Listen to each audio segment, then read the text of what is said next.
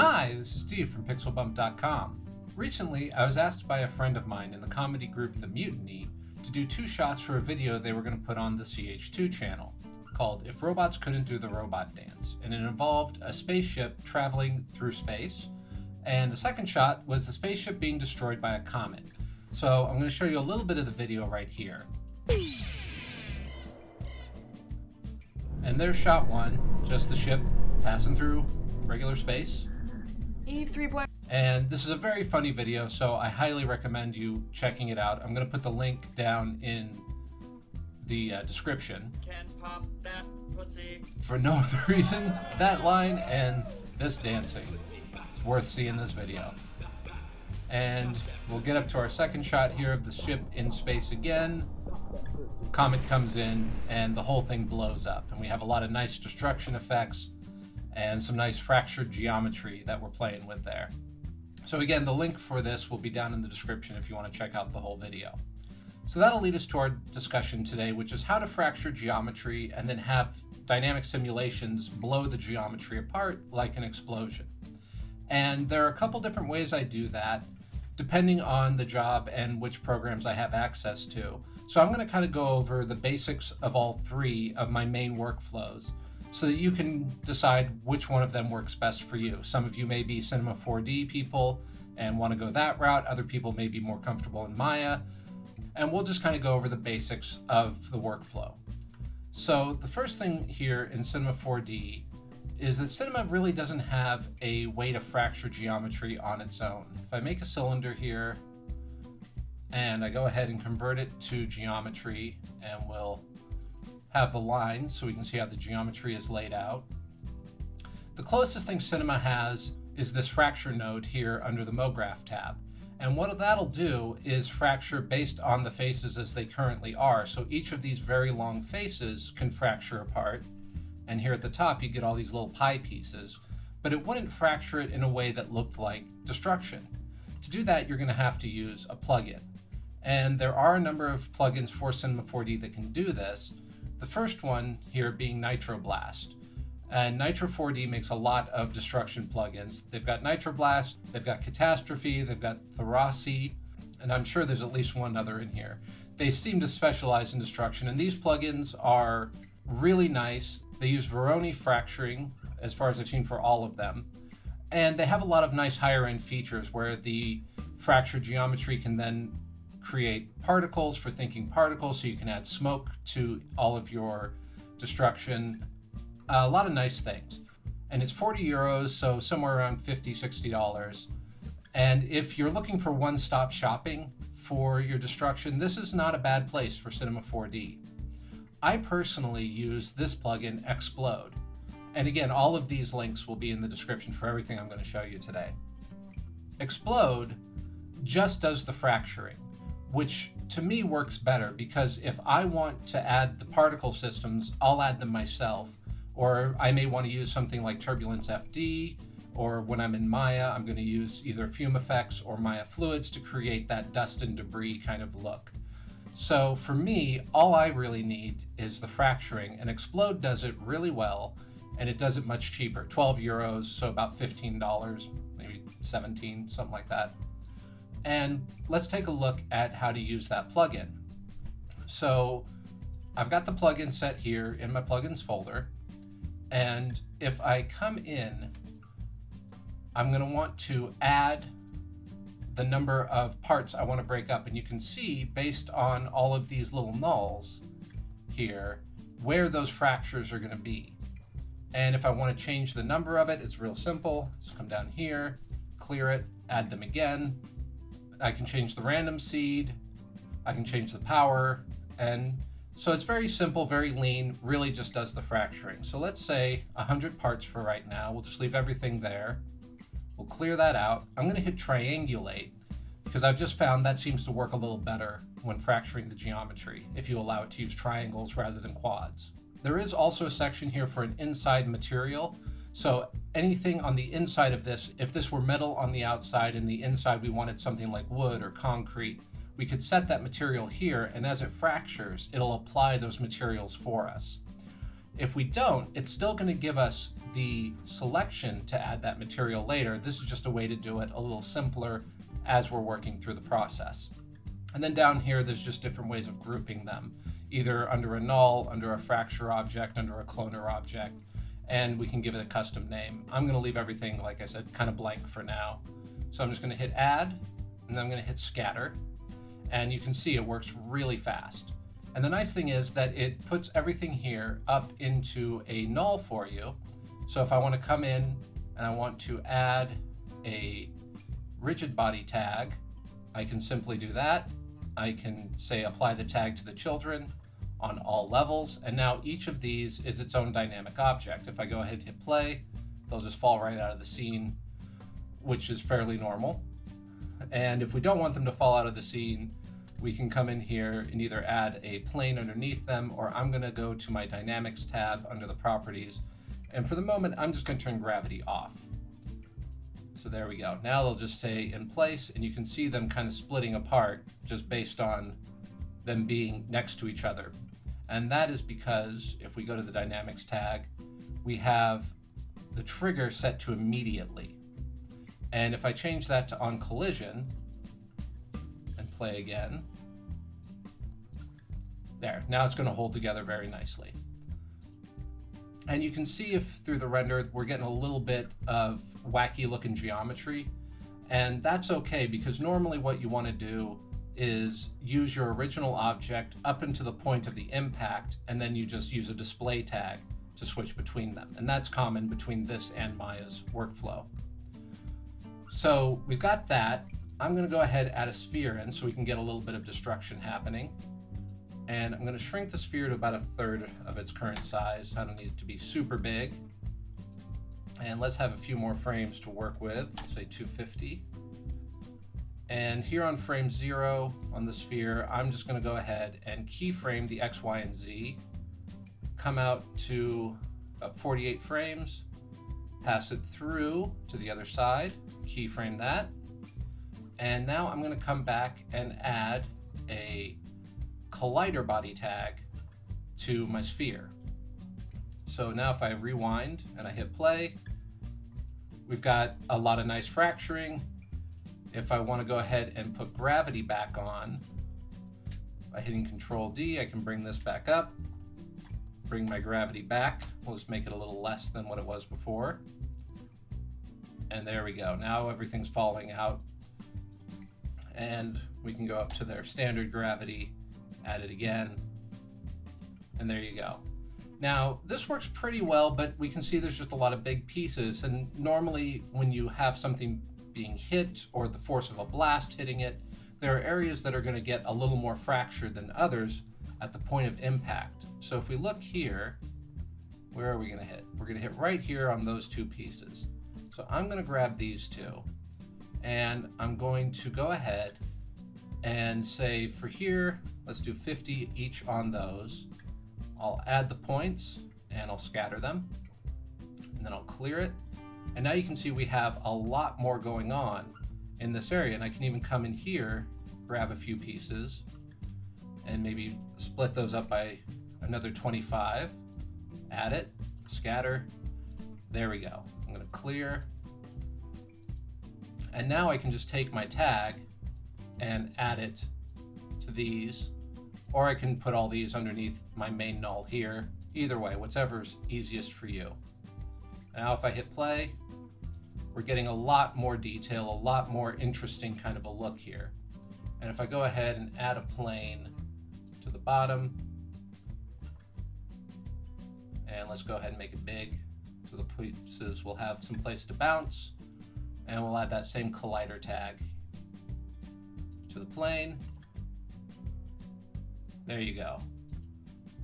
So the last thing I think I want to show you here in Cinema before we move on is how to use some of the dampening features.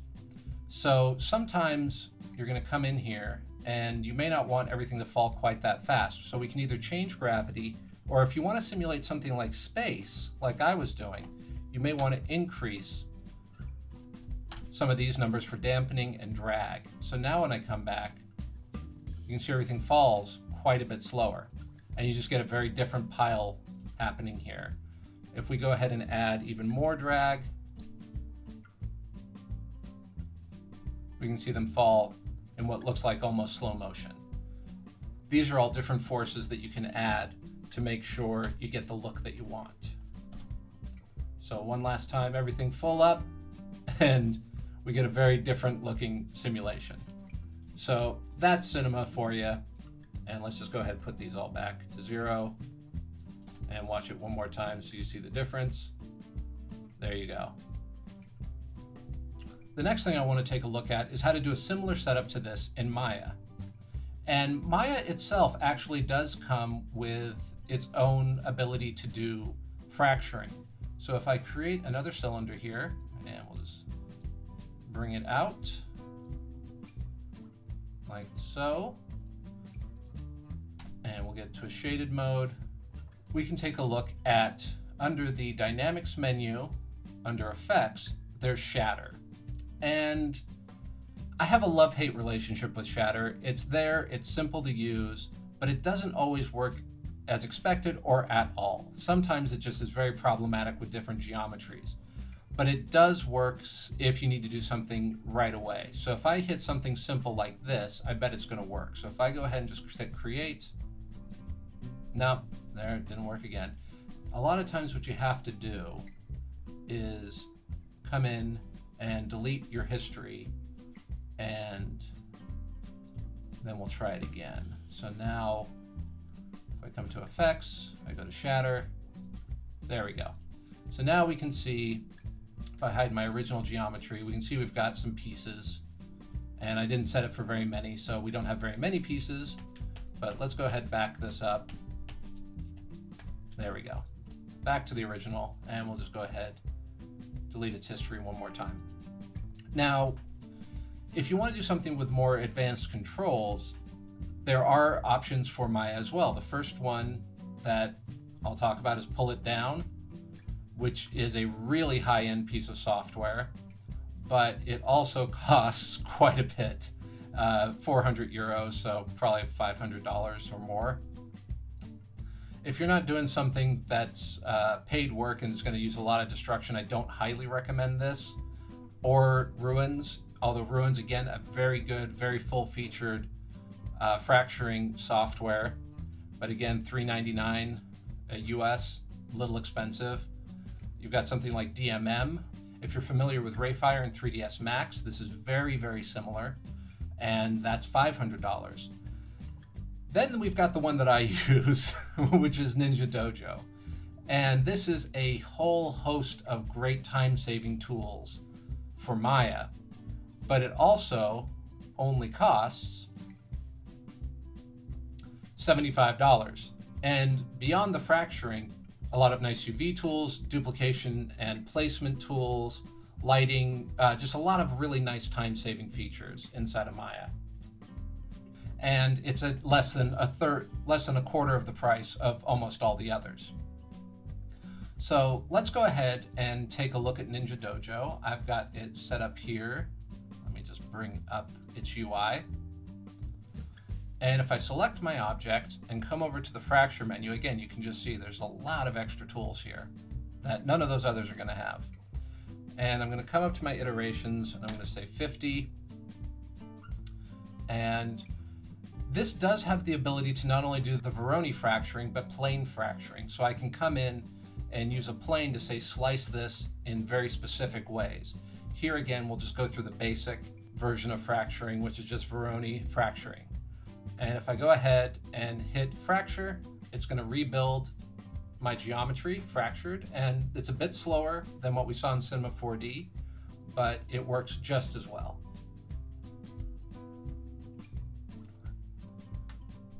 And there we are, completely finished.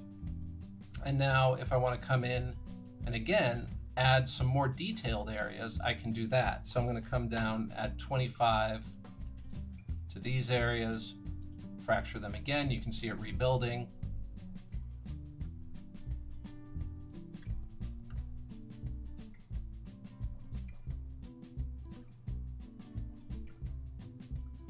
And again, I can come down, subdivide it a little more in some of these other areas.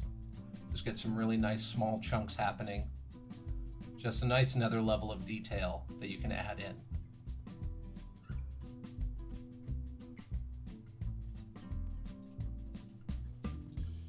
So we've got our geometry completely fractured here. You can use something like Bullet or NVIDIA's dynamics.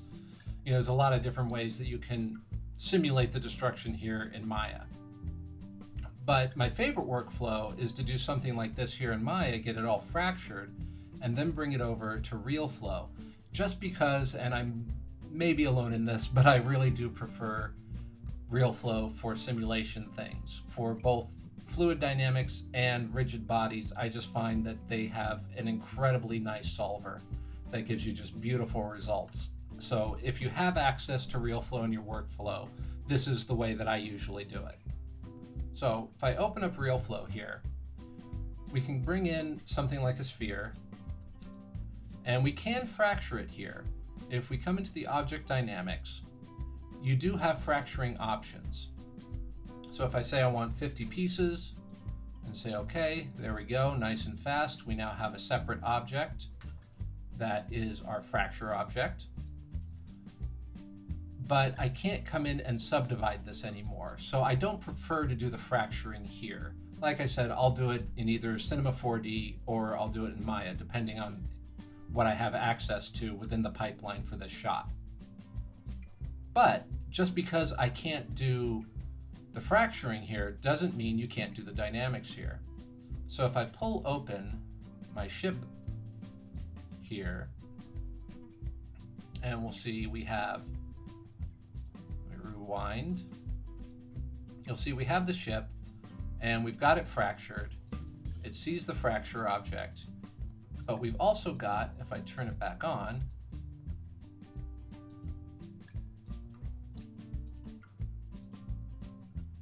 a sphere here, which is coming in, and this one I just have this set as an active rigid body as well. Again,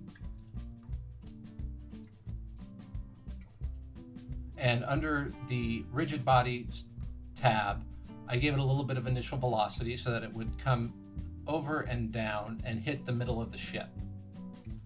And if I go ahead and hit play on my previously cached simulation, you can just see it's a really nice, simple animation, but the way all the pieces move, to me, just looks better. And especially for this simulation of being in space, I just really liked the control I was able to get here. Now, if you're gonna go ahead and do this workflow, you wanna make sure under your Export Central that your animation is being outputted either to an SD file or to an Alembic, either one, so you can bring it back into another 3D object. The other thing you want to make sure is that if you have any texturing you want to do to this object, make sure you do it before you bring it over to Realflow. So if you're in Maya or you're in Cinema 4D, you want to go ahead, texture it, get the UV set properly, fracture it, and then send it over to Realflow for your simulations. If we want to go ahead and increase the density of the object, we can do that here. If we also want to come in and add something like gravity, we can go ahead, drop that in, reset our simulation, resimulate, make sure that is off, yes. And we'll go ahead and let this churn for a minute, and I'll let you see the difference between the no gravity solution and now our with gravity and a higher density to the hull.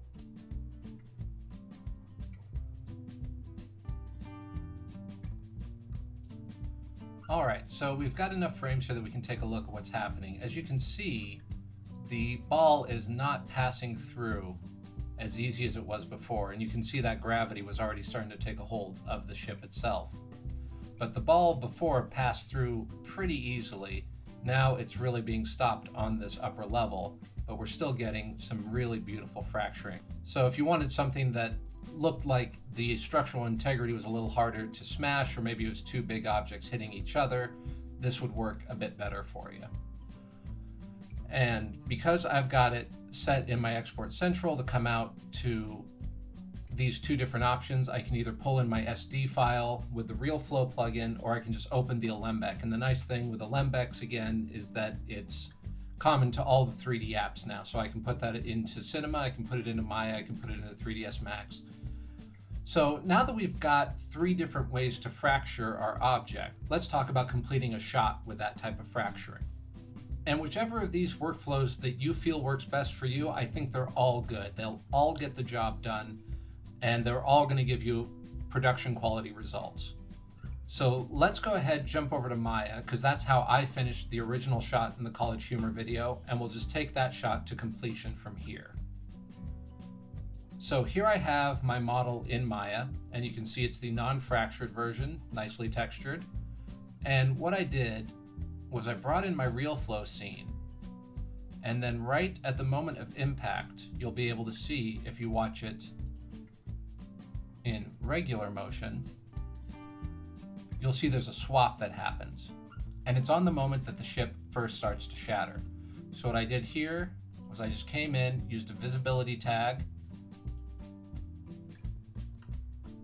on my original mesh, go forward a frame, and swap it over to the shatter mesh, which came in from Realflow. And I positioned the camera so we had a nice big chunk flying right over our heads, something nice and dynamic. Now, I used the Arnold Renderer to render out this shot, and this is my second case of loving Arnold. And so far, the speed that I've seen in hard surfaces just can't be matched. So if I come in here and take a look, I'm instantly getting a nice preview, fully lit. I get a really good idea of what's going on with my lighting. So let's talk about the texturing and lighting of this scene here in Arnold. And what I wanted to do was have lights here in the engine. So I put a bunch of point lights in. And if I go into my Arnold tab for the lights, I have their exposure set fairly high. I've got them to a fairly small source, so I didn't want a lot of soft shadows. I wanted the shadows from these lights to be really harsh. And then I also had 3 spotlights, giving us the general lighting of the scene. And if I come down here, be able to see them a little more clearly. So if I look through my first light, you can see this is the light that's coming in over the top here. And again, if I go over to my Arnold tab, we can see this is set to a really high exposure. So it's a nice bright light. Again, a small size. This is supposed to be something coming off a star, so it wouldn't have big soft shadows like a giant softbox. It would be much more like a little point light off in the distance. And then if we look through our other lights, I threw in another light to help wrap around the top a little more. So I have a hard edge on the topmost parts, a little more fill here on the sides, down in this area. And then I have one more light that's coming in from below here, helping fill in these shadows. So I didn't want them completely black. If I went completely black, you'd see it just doesn't have much information. And you can see that as I'm changing this light, Arnold is updating pretty much as fast as I make the change. So I can really start tuning my lights real easily this way. So I bring it up to 20, it's completely filled in. So it just makes testing out settings and makes tuning your lights and shaders really fast and easy. Now, the next thing I want to show you is the material. And the material is a pretty simple shader setup. It's an AI standard. It's got a diffuse channel and a bump channel. And this model was purchased and did not come with a bump channel. So I just went ahead and ran the diffuse through both the bump and the diffuse channel. So I could just get a little bit of interesting edges happening. The big thing I did here was work with the specular channel a little bit to give it more of a metallic finish. And I didn't want a super shiny metallic finish. Again, they wanted something like Alien. So it should look something a little more work-like rather than something sleek and fast. So if I go ahead and bring up the weight of my specular, again, you can see how fast this preview updates. If I go ahead and reduce the amount of roughness, we start getting a very different look again. You're getting something with a really tight specular. So something more like a newer, shinier metal. And again, I didn't really want that. And if I bring my roughness all the way down, it gets very matte looking. But I liked it at 0.5 and a lower specularity. That gave me, I felt, a good combination of broad specularity, but also really nice glints on some of the pieces of geometry. I felt it was a good balance. So you could see that there is more detail going on than we can necessarily see from here, but you get the impression of it through some of these smaller specular hits that are happening. If we want it fully reflective, we come down here to the reflection channel. I'll go ahead and turn it off for a minute. And you can see now there's no straight reflection happening over the course of the ship. It got just a little bit darker. If I go ahead and bring it all the way up, you can see it's definitely getting a lot shinier now, especially in these areas here where the geometry faces itself. So again, I like something here in the middle. Not too shiny, not too matte. There we go. And we can see that because I did the UVs before I sent it over to Realflow, when I applied that texture to the objects that came back in, came in with the same texture right back on top of it. Now, when it comes to rendering out of Arnold, we can render out just this plain beauty pass, or we can come down and work with our AOVs. And for the Arnold standard shader, we have direct diffuse, direct specular, emission, which is how much light the object itself puts out. If we want to take a look at an emission here, let's go ahead and come down to the emission.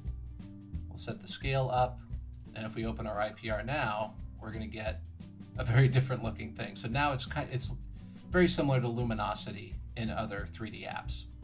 Let's go ahead and turn that back off, close that back out, and we've got indirect diffuse, indirect specular, reflection, refraction, and subsurface scattering. Well, this is all hard metal, so I know I don't have any subsurface. There's no glass, so I don't need refraction. But reflection I would definitely want. Direct diffuse, direct specular, I definitely want those. So if I move those over, now I've got all of these channels. And I can even add a depth channel, so I can do a little more deep compositing. And as you can see, there are a lot of other AOVs, but these are the main ones that we're going to need to use.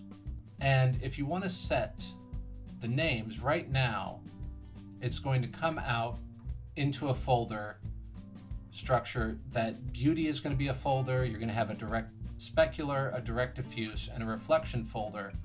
And in there, you'll find your file name. One way that you can put everything together underneath a single folder is to come in, add your first folder, and then add a render pass with an open and close bracket, just like that. And come to my rendering tab, and I say batch render.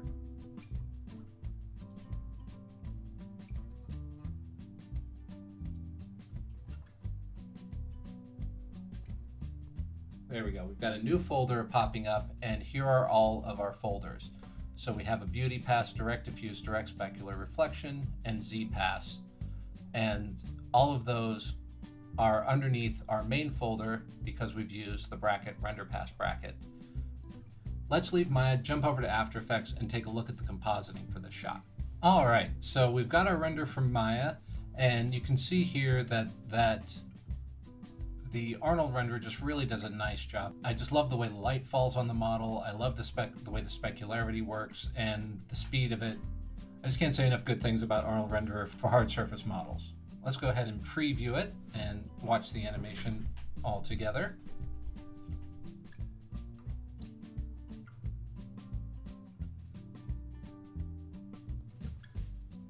And there we go. We can see we have a lot of nice reflection coming in at the end with all the different pieces, and just a really nice render for us to use as our base. But this is only the beginning. So the first thing we need to do is add ourselves a start field. And I've got an image here that's a little bit smaller than our window, but that's okay because I don't really need it to be in super sharp focus. but what I did need was a little extra space on the edges so that I could take it and over the course of the animation just kind of slide it. So now these two things moving together gives us that nice trucking around the model look. So that's in, and I think we're definitely going to need to add an optical flare or two. I think right now we need ones for the impact of the ship itself. So I'm going to call these the impact front. Probably be helpful if I put a P on there.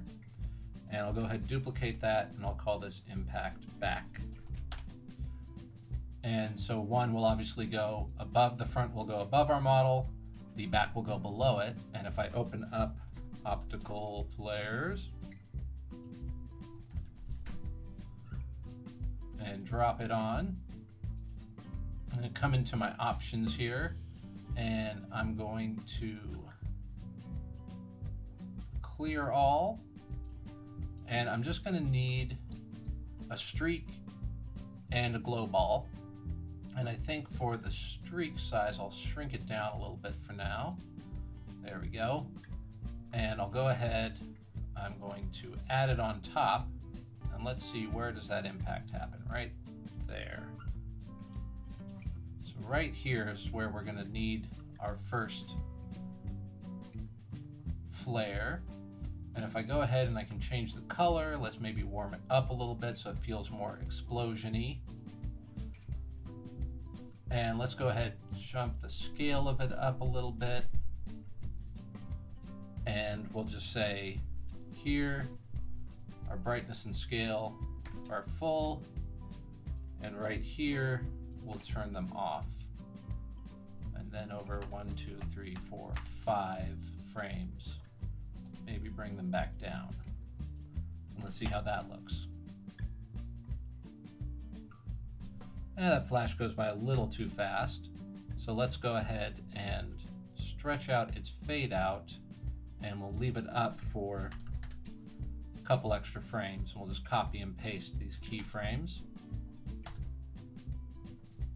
There we go. That feels better. And maybe have it fade out a little faster. So there we go. Let's go ahead and just get that into place. And what I can do is grab this, paste it here. Oops. Change that one to an add as well. And now I can see where to position this other one, because this one's going to come in a couple frames later, so that way we have it travel through the ship.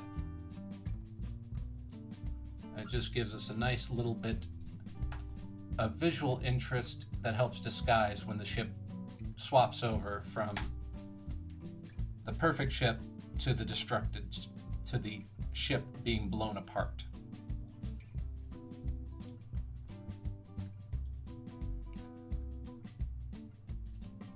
So I think the other optical flare, let's just finish out optical flares while we're here. And I think the last one I want to do is put in a sun, just so it will give us a source light. And let's look in the presets here real quick and see. I think there is a sun style preset here. There we go, sunspot. Although I think that's got more stuff in it than I want to use. So I'm just going to go ahead, get rid of a lot of these multi-irises. Lens orbs are fine. And that's probably going to be okay. And I'll go ahead, screen that. And I'll go ahead and drop down its scale a bit.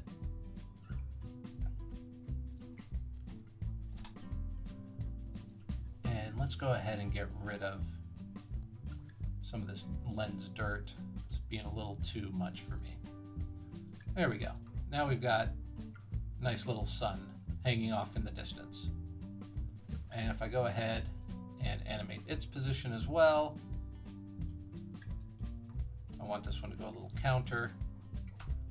So So it just feels like everything is in the proper space. Let's go ahead and move this underneath actually. There we go.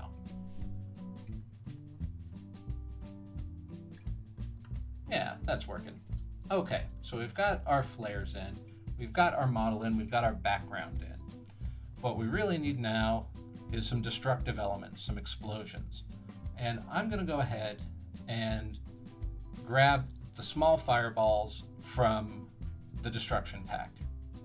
And the destruction pack is our collection of fully simulated assets that are drag and drop for you to use in your composites that are for sale on the PixelBump website.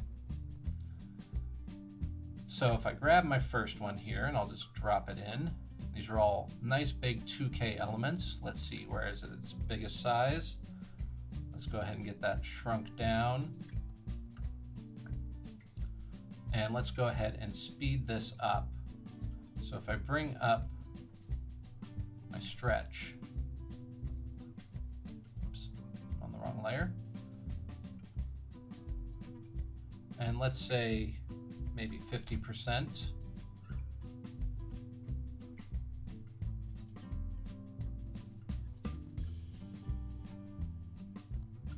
And let's go ahead and scale this guy up a little bit again. Something more like that. And I'll rotate it a little bit.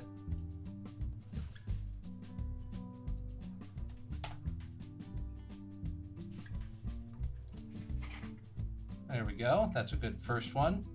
But it looks a little odd there. I want it to be a lot hotter. So I'm gonna drop a hue and saturation on this. And I'm gonna come over to my yellows, desaturate them a little bit, bring up the lightness on them a little bit. I just want it to feel a little more white hot. And I'm gonna grab a glow for it. And let's go ahead, bring that out a little bit, bring it down. I don't want to go too crazy with the glows immediately because I am going to add an adjustment layer with a glow over the top of this eventually as well. So I don't want any of the one glows to be fully too prominent. Otherwise we'll have a problem later when we add a little bit of overall glow so we can have some bleed over the edges of the geometry in front of the fireball. So we'll go ahead and add that one. I'm going to copy it and swap it over to another one, and I'll rotate this one out here, bring it down underneath, and I'll set both of these guys to screen. There we go, and I'll just offset a little bit, a couple of frames. There we go, and let's go ahead and throw in another one. We'll offset it a couple frames. Swap it out. And this one, I think, let's see. Let's go ahead and have this one be on top of our geo, maybe more over here. There we go. That's getting more interesting. Let's play all that together.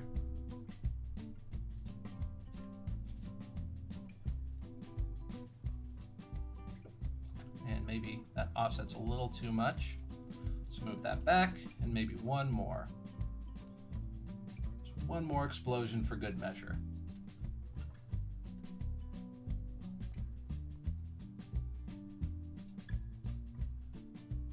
Something over there.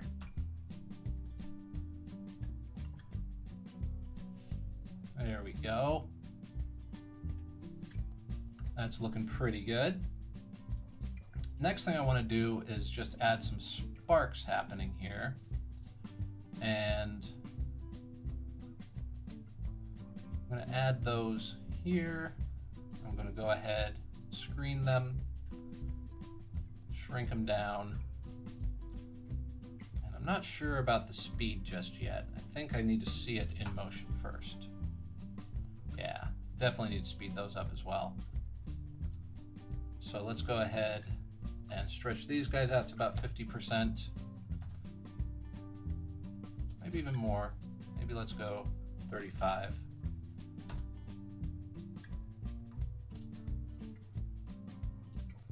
And we'll add another set of sparks here below the geometry, maybe above everything else.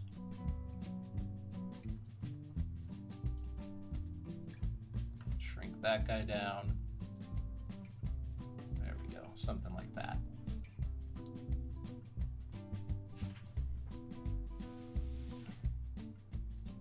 There we go. All right, so we've got some nice elements in there. And let's go ahead and add that extra glow over the top. So I'm going to add an adjustment layer and call it the glow. And I'm going to go ahead and add the glow. And this one I'm going to want a nice big radius. Maybe a little more intensity. So I want these to really produce a lot of light. There we go. That's looking pretty good now, but I think I'm going to add a second adjustment layer of glow, and I'm going to keep the radius a lot tighter, and I'm going to bring up the threshold, reduce it down. I just want to get a really tight blur. I just want to get a lot of light wrapping around the model itself. There we go.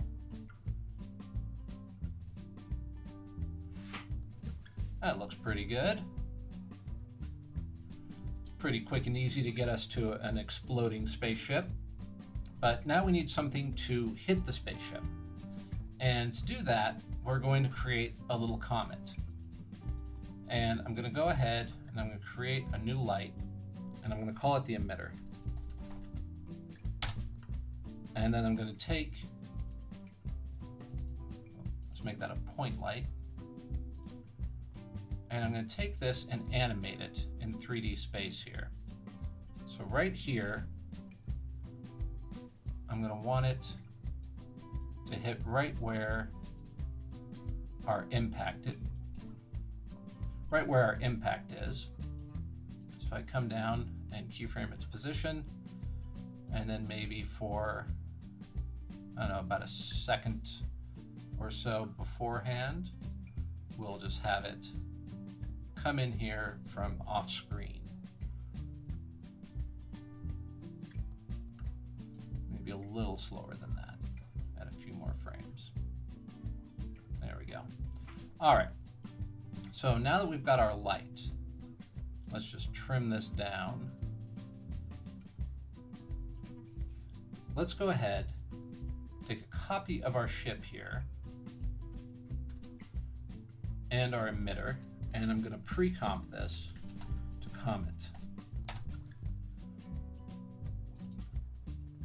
And that's just going to give me the ability to work on this effect without having to worry about all the other things that are going on. Just work a little faster and quicker. So I'm going to come here, I'm going to switch this over to a guide layer. So now if I come back here, we don't get our spaceship in the background anymore. And I'm going to go ahead and add a particular layer.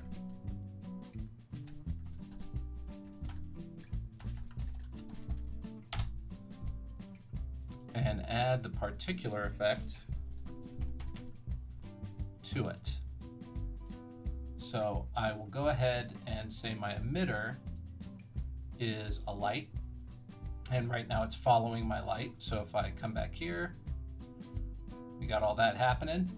But that looks like a pretty crappy comet. So let's go ahead and make some changes. I'm going to turn my velocity off, turn off my velocity random, velocity from motion. I think I'm going to go negative with that. There we go. So it kind of keeps pushing itself off there. That's good. And emitter size, I think, is probably okay. I'm going to come down here. I'm going to switch this over to a glow sphere, change the life to about a second, change the particle size to maybe 1 or 1. There we go. And we'll have a lot of randomness in the size. We'll have a lot of randomness in the opacity. Opacity over life. We'll just go ahead, have them be born and then fade out. And let's say for this color, we'll have a little bit of like a pale blue. And we'll do an additive mode for its transfer. And then we'll come down to physics. And we're going to add some spin amplitude, maybe about 150, a little turbulence. Let's see here.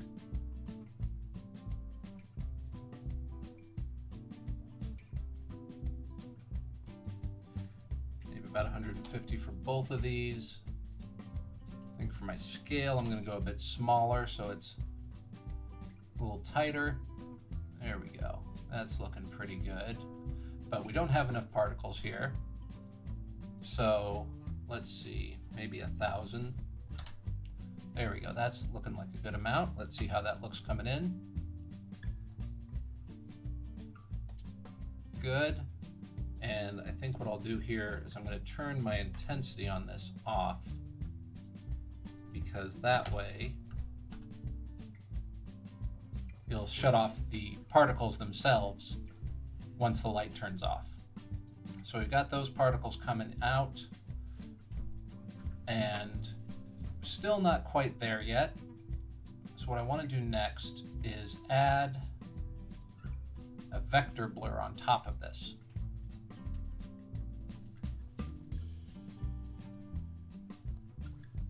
And I'm going to go ahead and leave the type at natural. Let's bring up the amount. It's looking pretty good. We're starting to see the effect I'm going for here. I think everything else there isn't bad. So I want to come back here and increase my particles until I have enough to make this fairly visible. There we go, about 10,000. And I think I'm going to want to go ahead and increase my emitter size at this point. I just want to get it to have a little more breadth and a little more depth to it. There we go. So now that I've got that one, I can duplicate it. I can come down, change my random seed, and I can change my color. And I can go ahead and change the amount here. And we start getting a more interesting color combination happening.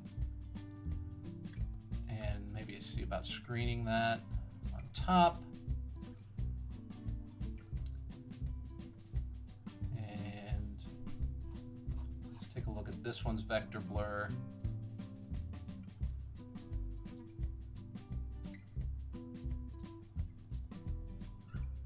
Something a little more interesting there. Just kind of switch it up for these two layers.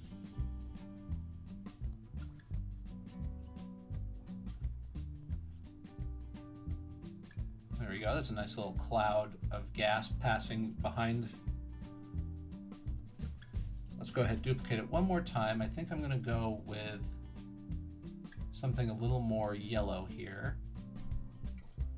And I'm going to turn off my vector blur, and I'm going to decrease the life by quite a bit.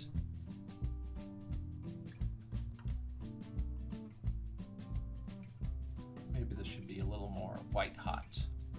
Bring these over to this area a little more. And again, we'll just switch up the random seed so it's not exactly on top.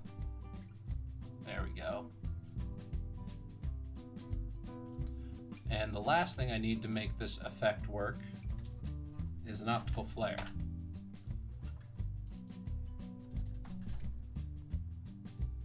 And I'll go ahead and throw my flare on top, and I'm going to come down here again. I'm really just going to need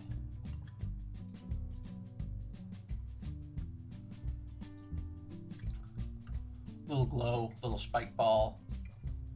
Come in, change the color on this, get it nice and white hot as well. Make it additive, and we'll make our source a light as well. So now I can scale this down just where I need it to be. And there we go. Now we've got a nice little comet coming in and hitting the ship. Come back over here. We can now use our continuously rasterize button to bring it right back on top. Let's zoom in a little bit and see where we're at.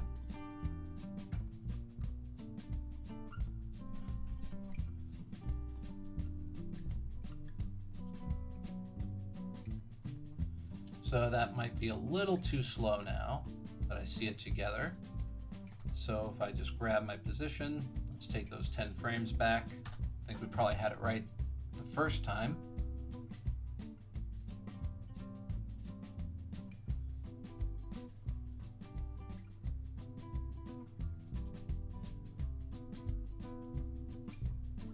And maybe even a little faster than that. There we go. And I think we'll add a little flicker to the optical flare, enough that we can see it nicely.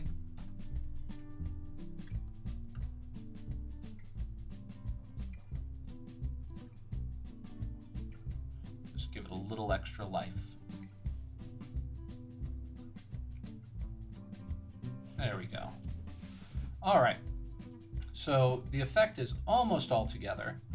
What I think I'm going to do now is take this whole thing, I'm going to pre-comp it into a working file, then I'm going to grab a little pixel motion blur, throw it on the top of everything, and maybe go 16 shutter samples so we don't get any, so we get a little less banding happening. And I'm going to scale the whole thing up. And I think I'm also going to add a PB Real camera shake. And this is, again, something that we give away for free on our website at pixelbump.com, which is just a great script for adding a lot of nice natural camera shake to your own work. So for this one, I'm going to use Vibration Shake 2. I'm going to use it at 4x. Go ahead and create my control null. There it is, ready to go. And what I'm going to do is just find that moment of impact again.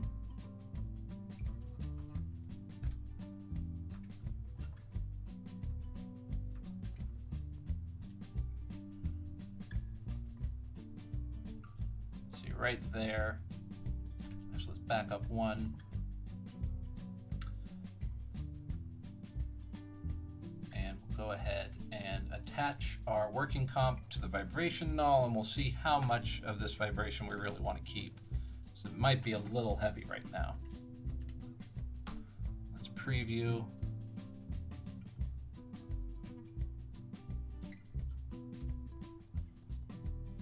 So that's not a bad amount of shake. So right around here, what we can do is take our multipliers. Over a few frames, we'll just bring these back down to 0. So we'll get rid of all that shake. And we'll bring this up a little bit so we don't have any really bad edge loss, which I don't think we got. All right, that's looking pretty good. This is giving us a little too much smearing right now, I think.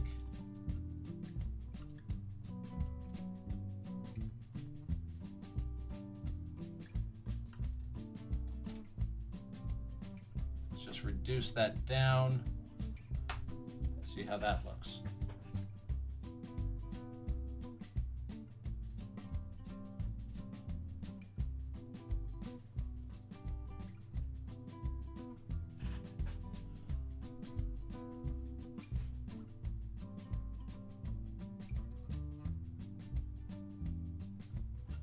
There we go. Let's go ahead and preview the whole shot, see if there's anything we want to tweak in it.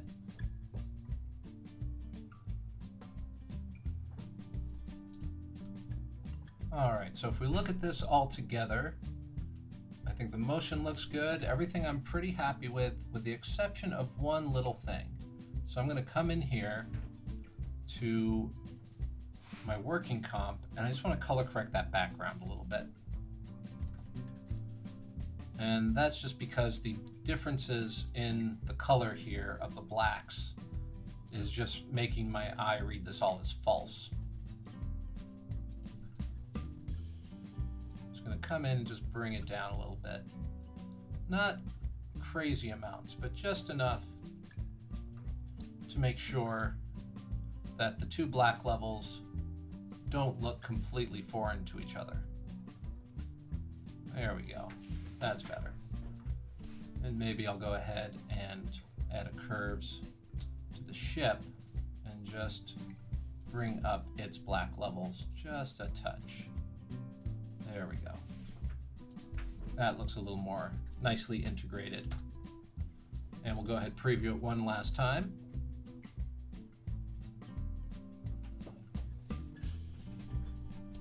All right, so let's watch this all together. And yeah, that color correction just made a big difference for me.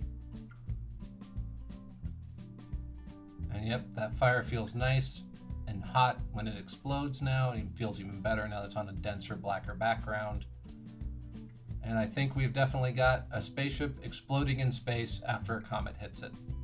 So I think that's where we're going to leave this tutorial. If you have any questions, you can always hit me up on Twitter or Facebook or in Google Plus or down in the comments. And if you want to keep learning, we have more great tutorials and assets for you to use in your work at pixelbump.com. Thank you so much for watching. Go and create.